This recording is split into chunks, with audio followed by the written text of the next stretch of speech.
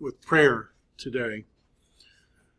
Father, as we dive into Genesis chapter 2, I pray that you open our minds to the Scriptures.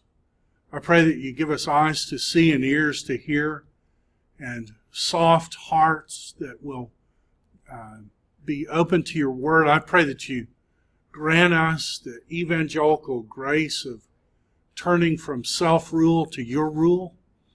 I pray that we would love you. I pray that we would treat your kingdom as a treasure we find in a field, and for joy we would be willing to go sell everything just to have you as our King. I pray that little of that joy, that we would get a little glimpse of that as we look at this glorious chapter today. I pray you help us. I pray you help me as a teacher. Help me say things well. I pray that you help the students in this class formulate questions. I pray that this would be a great discussion. And I pray that at the end of the day that you use this class today as a means of grace to hasten the day when the earth will be filled with the knowledge of the glory of God as the waters fill the sea. And we pray all this in Christ's name. Amen.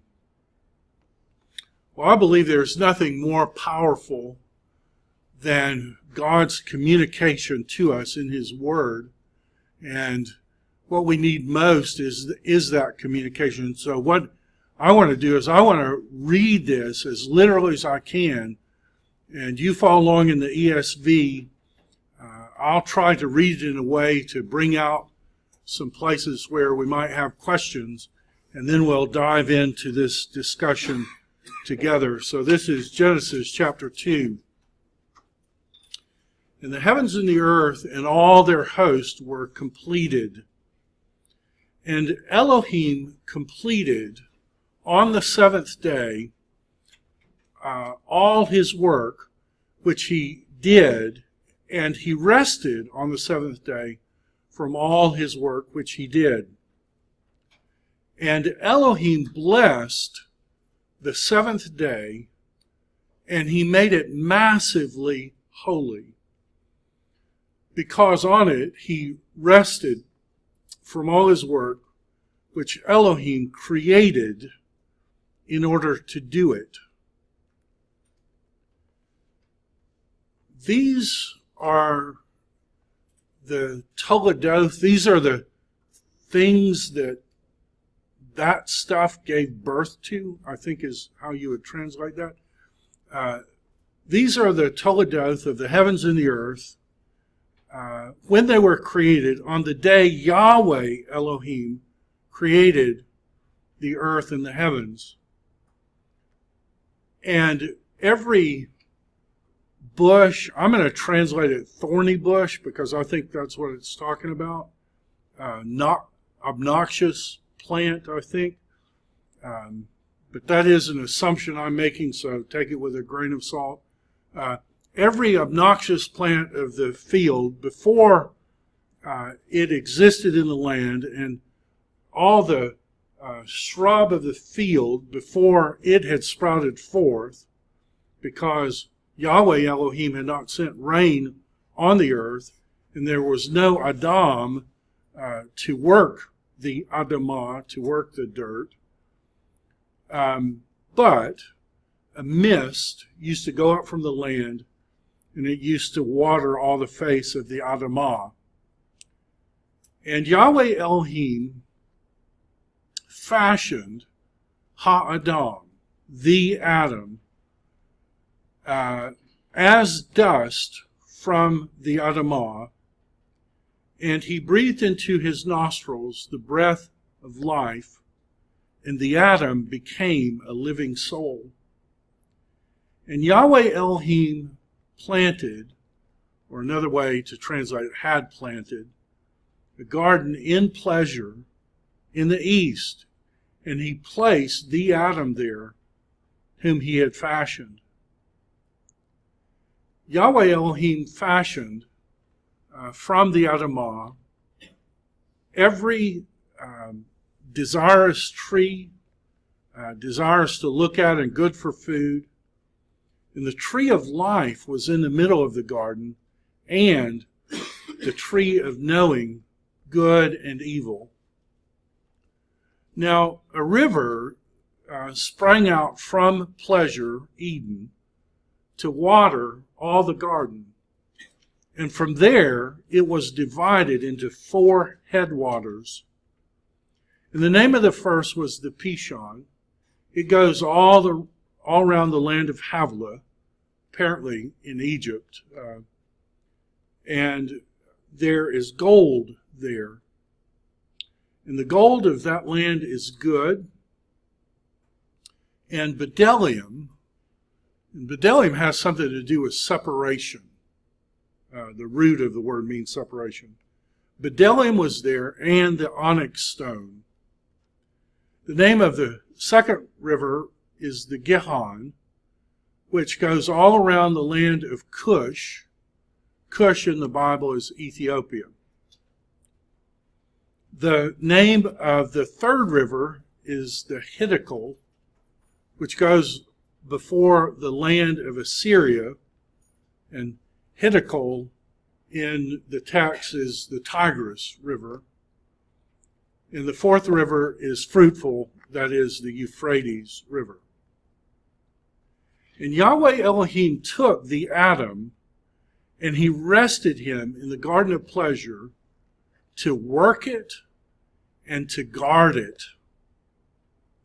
And Yahweh Elohim commanded the Adam, saying, from every tree of the garden, you, singular, you man, must eat. You must eat from every tree of the garden. But from the tree of knowing good and evil, you will not eat from it, because on the day that you eat it, take it to the bank, you will die. You will die the day that you eat from the tree of knowing good and evil. And Yahweh Elohim said, it's not good for man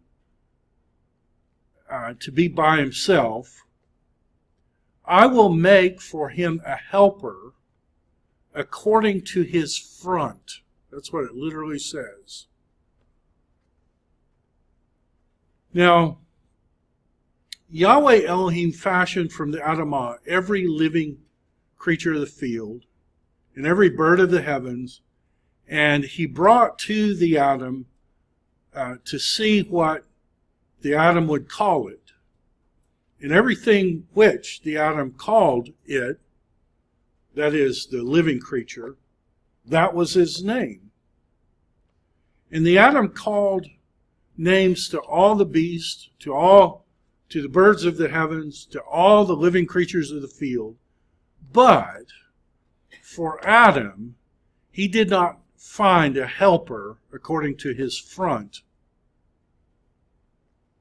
So Yahweh Elohim made a deep sleep, a tardema, fall on the Adam, and the Adam slept.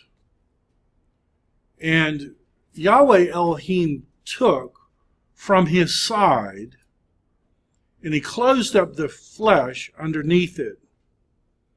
And Yahweh Elohim house built the rib which he had taken from the Adam. He house built it into a woman, and he brought her to the Adam. And the Adam said, this time it's essence of my essence and flesh from my flesh. To this one it will be called Isha, which looks like the word man, but it's feminine. So to this one will be called feminine man. We're going to say woman, because from the Ish, this one was taken. Thus, a man will leave his Abba and his Emmy, his father and his mother, and will stick like glue onto his wife. That's what it literally says. And the two of them will become one flesh.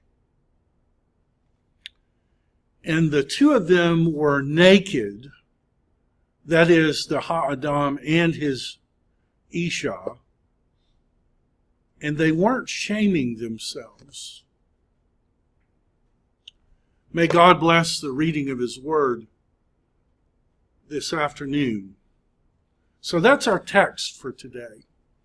A lot in that text, a lot of interesting things.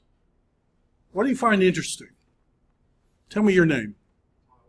Tyler. What do you find interesting, Tyler? I found it interesting that it's such a very specific description of like the location of the Garden of Eden, but no one's actually ever found like the specific location. They've gotten close. Yeah, what do you find interesting about that, Tyler? This that we haven't found it yet, even though it says we can't see it because it's guarded by an angel or something. Yeah, I mean, it looks like there's enough information there to find it. All we've got to do is find one river that turns into four rivers. We know two of them. The other two, we know the land they go around. Now, did anybody try to find it on a map? So you're looking for a river. You're looking where the Tigris and Euphrates come together in one river, and where they're connected with a river that flows in Ethiopia. Now, Tyler or anyone, what's the problem with that? What continent are the Tigris and Euphrates on?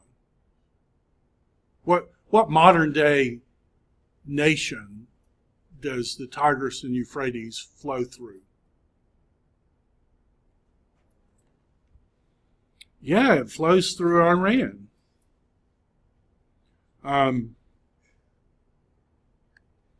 And so we've got this. Would you grant that this is what it's describing, one river that becomes four rivers? This is Ethiopia. This is the Tigris and Euphrates. So no problem. We go to a map and we try to find it. But what we have is this is the Tigris, and it flows this way. And this is the Euphrates, and it flows this way. And this is Ethiopia. And the river that flows through Ethiopia is the Nile, and it flows this way. And Moses is saying, when you find one river that becomes the Tigris and Euphrates and the Nile, that's where Eden is. Now, help me with that. What do you find interesting about that or problematic about that?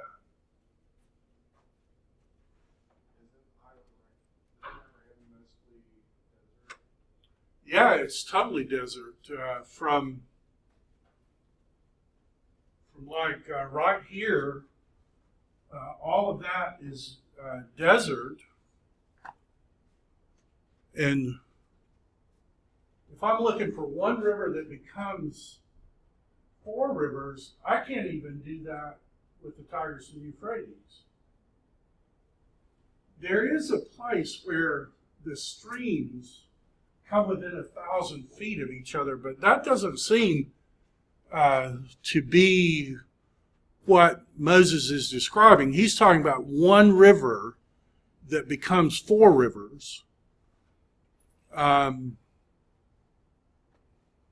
So some people say, well, maybe we're misreading it. Maybe it's two rivers becoming one river, And that would happen here, right? So a lot of people put Eden here.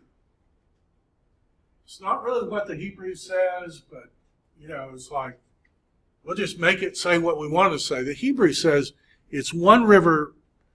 The Hebrew says this diagram, one river in the Garden of Eden becoming 4 rivers that then flow to the sea.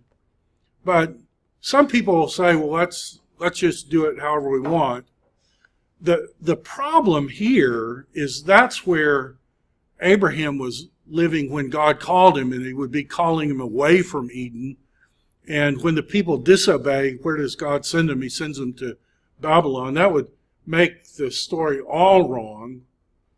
So I'm not buying turning the rivers around. And even if you do that, that's a long way from Ethiopia. Well, some people say, well, let's move Ethiopia. I mean, after all, what's a country among friends? We'll just move it a few thousand miles. And so that's what some interpreters do. Moses was married to a Cushite wife. Either his first wife is called a Cushite, or I think in the story it's describing his second wife, but there's some debate there. But she's from Cush.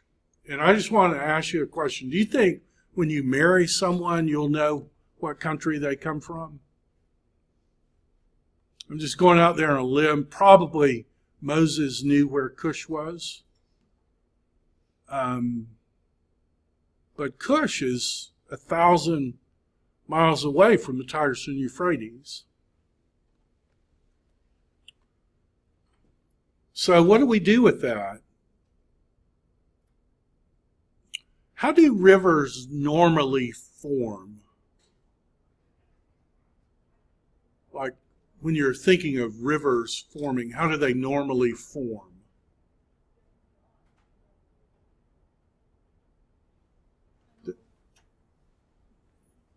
How do they form? I know a lot of rivers are formed from snow melting off of mountains. Right, little streams come together, and then they make a bigger stream, and then a bigger stream. What's weird about this river? It goes to 1 into 4 big rivers. Now, the only place that happens on Earth is a delta. But this is talking about a spring becoming. What do we do with that? Well, we could say it's just not important and skip it. Right? We got a problem. It's the 45th verse in the Bible or something like that. It seems to be giving us information, and we can't find it on a map. We come to a map and we can't find it. And so it's very tempting just to say, forget it and go on. That's probably not the right thing to do. God is a good enough artist that if he puts it there, he's putting it there for a reason. And do you think Moses was smart enough to know that we were going to look at a map and have trouble finding where this was? Do you think, he went to the Harvard of his day. The Egyptians could plot the position of stars over time so that, like the sun on the anniversary day of the ascension of one of the pharaohs, it shines down the light in a pyramid and enlightens the inner room on a specific day.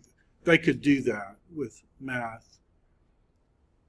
Do you think Moses knew where Ethiopia was? Do you think he knew the river of Egypt flows the wrong way and it doesn't come within 1,000 miles of the Tigris and Euphrates? I think he knew that. Well, if he knew that, what's the follow-up question? The follow-up question is, well, why is he giving me such detail? We could say, as many people say, well, this is post-flood and Moses is describing pre-flood. And that's true, but he's writing to an audience that's post-flood, and he's using names that they knew. Tigris, Euphrates. So what do we do? Well, what do we know? One thing is at the headwaters of the river. What do we know? One feature is there in Eden. What is there? It's a river there. What else is there? The tree of life is there. And once Adam and Eve get kicked out, what else is there? Cherubs. So these are artwork cherubs. Sometimes cherubs are painted as little babies. Sometimes they're painted as little girls. Ezekiel talks about the cherubs having 4 faces. I don't know about you, but if I saw that, it might run through my mind, maybe don't even ask if I can go in, right? Where's the only other place in the Bible where you meet cherubs? They're in Eden, and they're in one other place.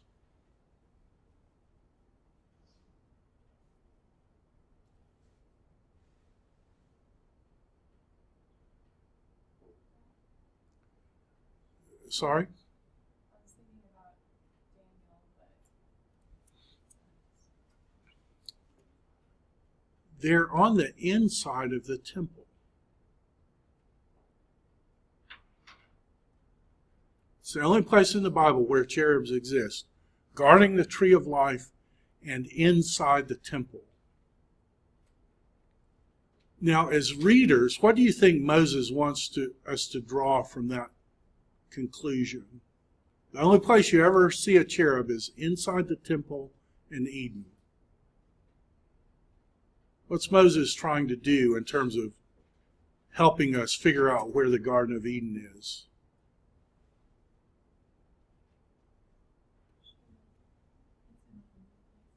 It's in a holy place. Is there any other place in the Bible that mentions a river that splits and becomes 2 rivers?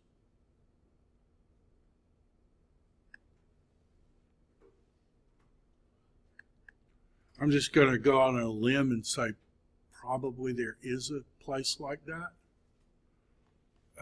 So let's see if we can find it.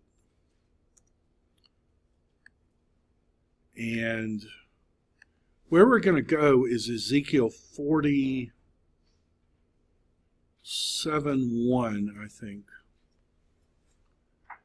He brought me back to the door of the temple. Now, Ezekiel is seeing a heavenly vision, and the heavenly vision is happening 15 years after the temple was destroyed in 586.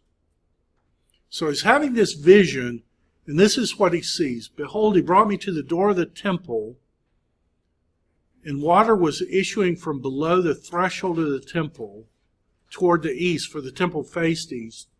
The water was flowing down below the south end of the threshold of the temple, south of the altar. He brought me out by way of the north gate and led me around to the outside of the outer gate. The gates faced east, and behold, the water was trickling on the south side. So imagine like you've got a water hydrant turned on, and you've got it turned on full blast. Can you envision that amount of water like going on the ground? Can you get that in your mind? Okay, imagine that's happening at the door coming into Mercer. Little hydrants on, little water is trickling there. Going eastward with a measuring line in his hand, the man measured 1,000 cubits. So, how big is a cubit in the Bible? Right, it's 18 inches.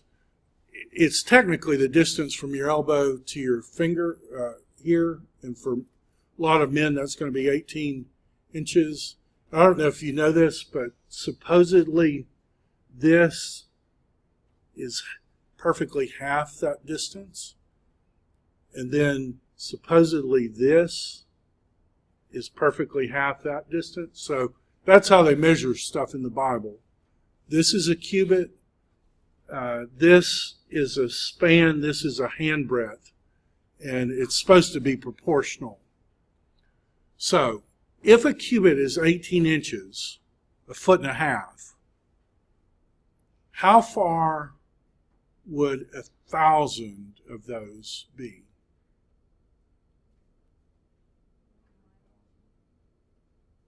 Be 1,500 feet. Okay, so give me a way to visualize that. What is 1,500 feet?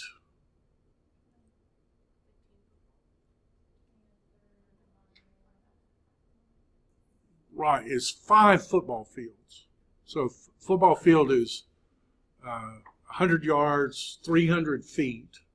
So 5 football fields is 1,500 feet or 1,000 cubits. Okay, so here's my question. What would 5 football fields be from the door of this building going toward the Walmart? 5 football fields, what would it be? The door to the what? About 5 football fields.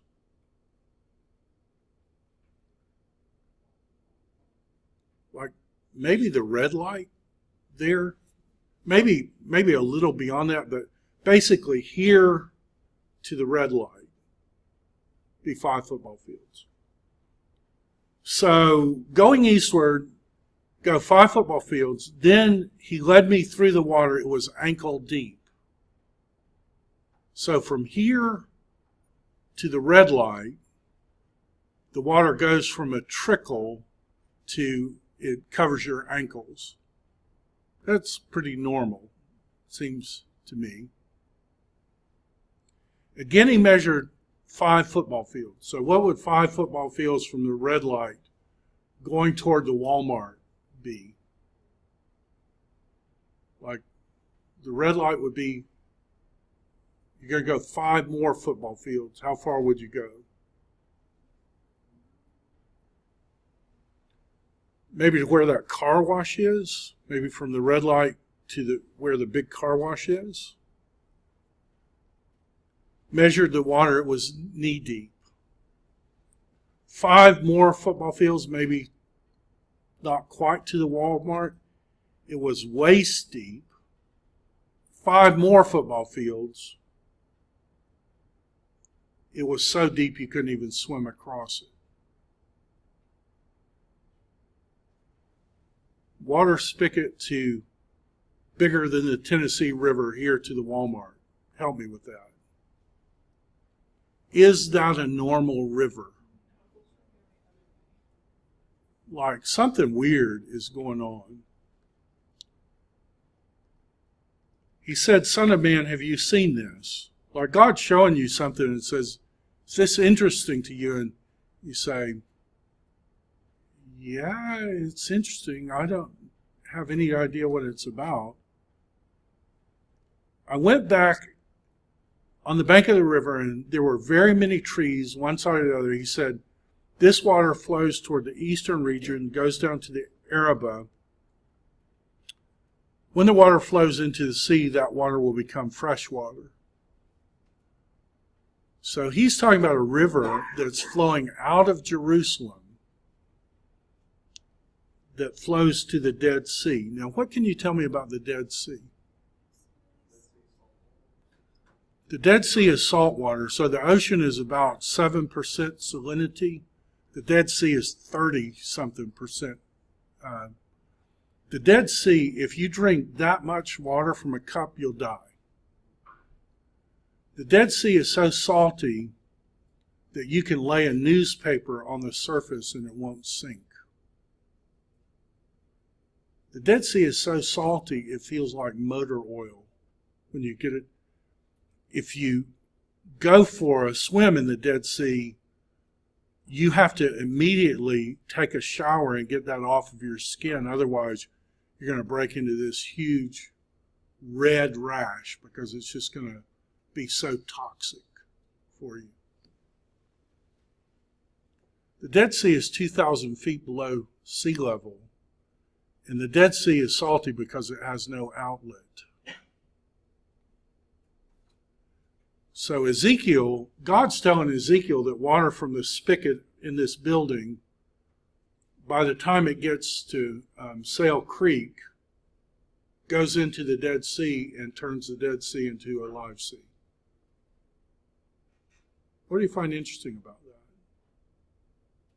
Oh, and by the way, it has trees that grow on each side of the river.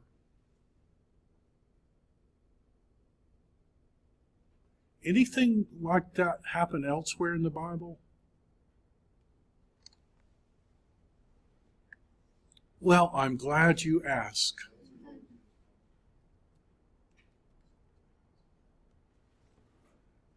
Last chapter in the Bible. Then the angel showed me the river of the water of life, bright as crystal, flowing from the throne of God and the Lamb through the middle of the street of the city. On either side of the river was the tree of life. Where's the only place in the Bible you find the tree of life? Eden. And this is heavenly Jerusalem. You with me? On each side of the river is a tree of life, 12 kinds of fruit, yielding its fruit in the month. The leaves of the tree are for the healing of the nations. Do you realize he's picking up the description from Ezekiel 47? In other words, what he's seeing in Jerusalem in Ezekiel 47, John tells us, by the way, that's the Garden of Eden. So where is the source waters of the Garden of Eden, according to that understanding of the text?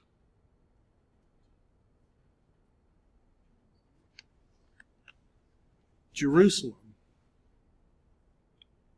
Now just think with me a second. If Jerusalem and the Garden of Eden are connected, what else is in Jerusalem?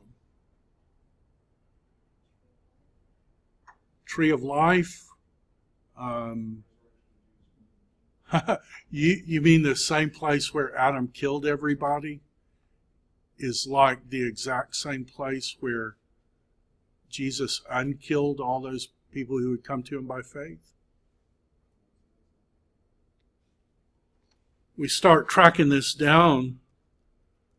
Well, guess where's the only other place in the Bible that mentions the Gihon River?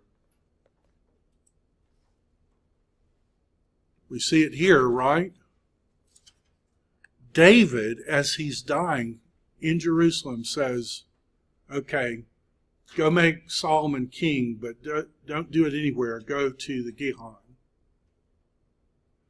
And the Gihon is this like sickly little stream. I mean, it's not even a creek. I mean, it's like nothing. And it's the only source of water for Jerusalem, 5 miles in any direction.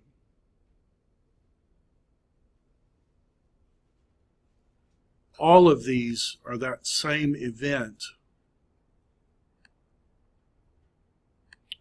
Well, there are other mentions of this river.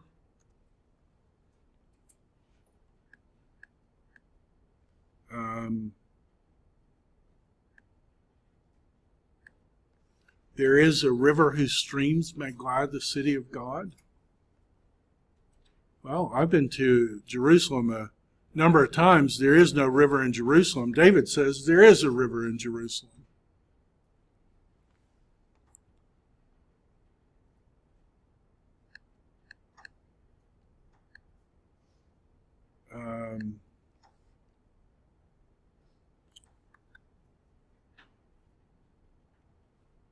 I always have trouble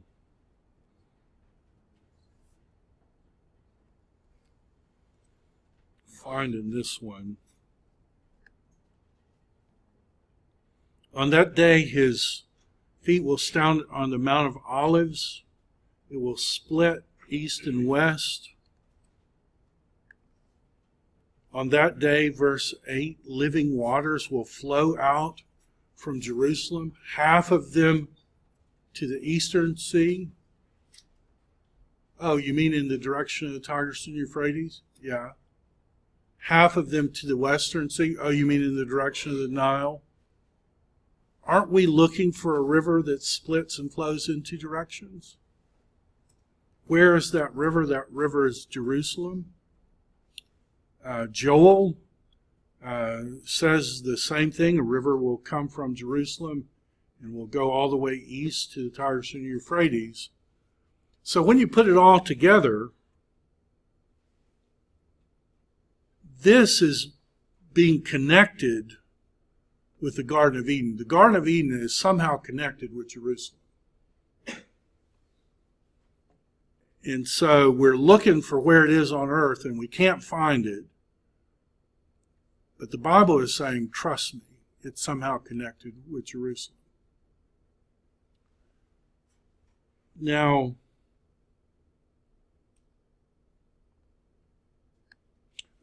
what else do you find interesting? I don't want to talk about what I want to talk about. I want to talk about what you want to talk about. What else do you find interesting about chapter 2?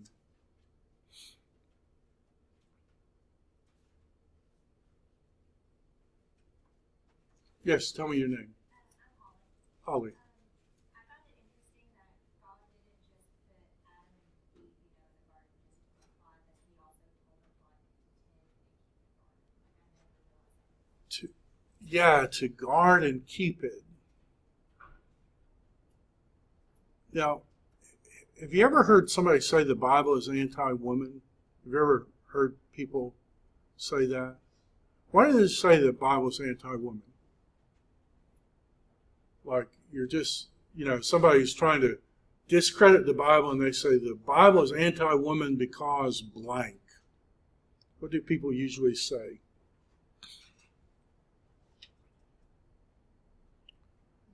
Can a woman go into the tabernacle?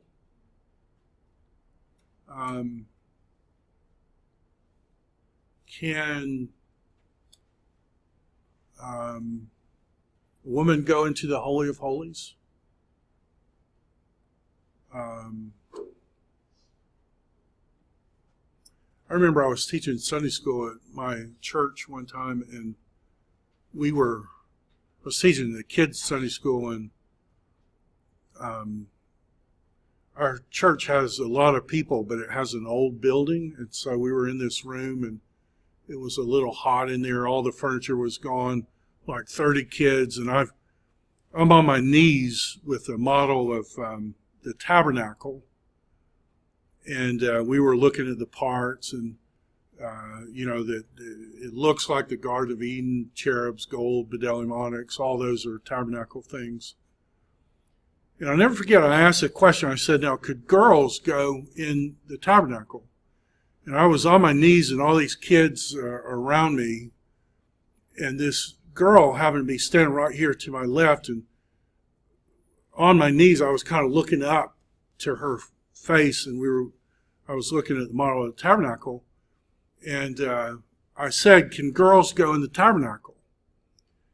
And it looked like somebody had slapped that girl in the face. I mean, this smile went off her face, and one of the little rascally boys said, no, girls can't go into the temple. And somebody else said, yeah, they can't go in.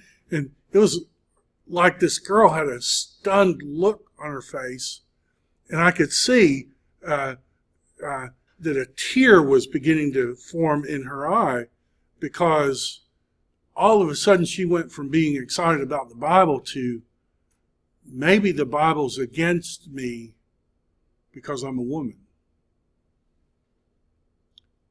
And I was so excited to be there that day because biblical theology gives you the answer to that question. I was looking at that little girl right in the eyes, and I said, is the tabernacle built in a way to look like the Garden of Eden? Gold, bdellium, onyx, cherubs, special water source. Is it built to look like the Garden of Eden? And I could see she just nodded just a little bit. She wasn't sure yet, but she said, yeah. And I asked the question, were there girls in the Garden of Eden? In fact, when it says guard and keep the garden, if we look that up in Hebrew, that's what the priests are to do. They're to guard the temple and to keep it. Were there girls in original Eden? How do you know there were girls in original Eden?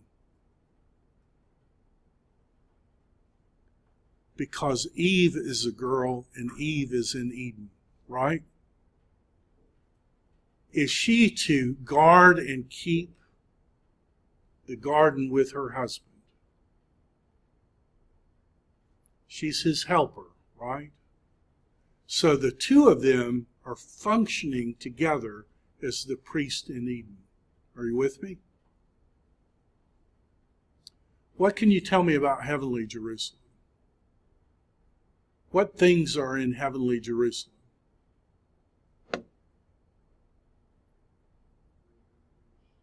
What river? What else is in heavenly Jerusalem? Tree of life. Are there girls in heavenly Jerusalem? And I'll never forget, I was on my knees looking up, I said to that little girl, I said, the whole story is about how you get the woman back to the Garden of Eden. And I can tell you, it was like the seeds of I hate God feminism. I could just see it coming out of that little girl's body, and she was excited because she saw that the Bible isn't anti-woman. The Bible is telling a meta-narrative story. Women are excluded temporarily from the earthly tabernacle, but it's making a point in the story that the ultimate story, you start with the cosmic wedding of the dirt man and his wife, they fail. You end with the cosmic wedding of the God man and his wife, and the woman is restored to Eden. The story of the Bible is not this anti-woman story. The story of the Bible is the God of the universe who incarnates to save the new Eve. And the new Eve is the church made up of all the people of God throughout all the ages. When you read the text in light of the Old Testament and the New, it begins to make these things make sense. And remind me that first command, it's to the power couple, isn't it? And the power couple together are going to be fruitful, are going to multiply, are going to fill the earth, the power couple together is going to subdue it. The power couple together is going to rule over the birds of the air, the fish of the sea, and all the creeps that creep on the ground. And we see that being introduced here. We saw last time that the dirt man was wounded in his side after he fell into the deep sleep. Well, was the God man wounded in his side after he fell into the ultimate deep sleep of death? And was it out of that death that God begins to house build this new Eve and then bring that perfected new Eve? A lot of people will say, well, why didn't God just make it where there was no temptation? Why did God put trees there? I think God is saying, well, people accuse God and say, well, why didn't he make it where they wouldn't fall? And I think God is saying, that's what I'm doing. I'm creating a woman who is untemptable by evil, who will love her husband enough never to sin. I think the location of Eden is important. I think how God creates the man is important. I think how God creates the woman is important, because all of those things are foreshadowing ultimately the story of Christ and the church. One man comes naked to a tree in a momentary act of disobedience. He spiritually murders the entire human race, and he did it because his wife wanted to be God. To fix it, God became man. God lived under his own law, never sinned once in thought, word, or deed. Then the God-man comes to a tree, is stripped naked. In artwork, we always have Jesus clothed, but they rip up his outer clothes and gamble for his inner clothes. If you rip up somebody's outer clothes and gamble for his inner clothes, the person's naked. And historically, people were crucified naked. It's mentioned in the documents. It's mentioned in the Mishnah when men are killed, that they're killed naked. Jesus was naked when he was crucified. And if that's true, you see the connection with the Adam story. Adam comes naked to a tree. The God-man allows himself to be stripped naked. And then by being stripped naked, he clothes his wife in his perfected righteousness. We see all that coming together in terms of the Christocentric meta-narrative details in the story. What else do you find interesting as we read through chapter 2? The guard and Cubit is interesting, I think, because that's priestly language elsewhere. Women are excluded from that, but at least in the original thing with Adam and Eve, Eve is helping so that she's serving as one flesh with her husband. He's performing a priestly function. If she's one flesh with him, then she's performing a priestly function in her husband. The same's true in restored Eden with the new bride, the church, who together with her husband will guard and keep the restored Eden. What else do you find interesting in this story?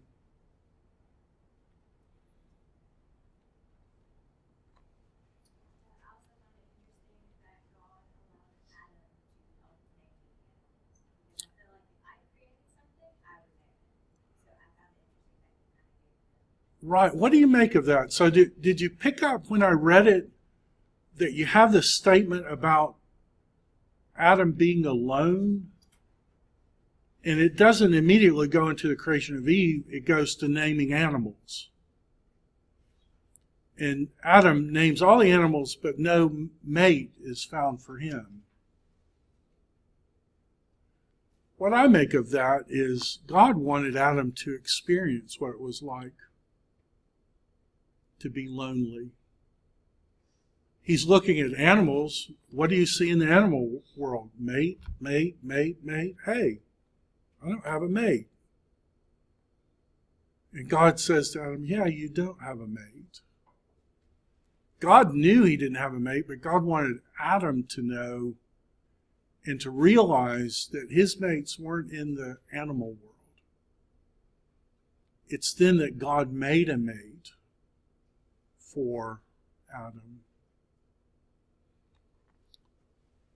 I think that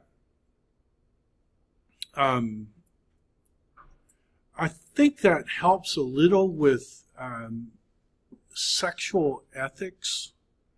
I know sometimes students will come to me if I'm good friends with them. I've done many weddings for students, and in doing premarital counseling, one of the things we talk about is sexual issues and talk about the glory of God's created order. And I say, this is how you should conceive of human sexuality with marriage, that on your wedding night, that you are in the hands of God. And he is absolutely pleased with what you're doing. And inevitably, our culture has brought shame into human sexuality, that the idea is, no, that can't be right. Because human sexuality is an embarrassing thing, or it's a dirty thing or it's a shameful thing. And that is a lie from hell. God created human sexuality.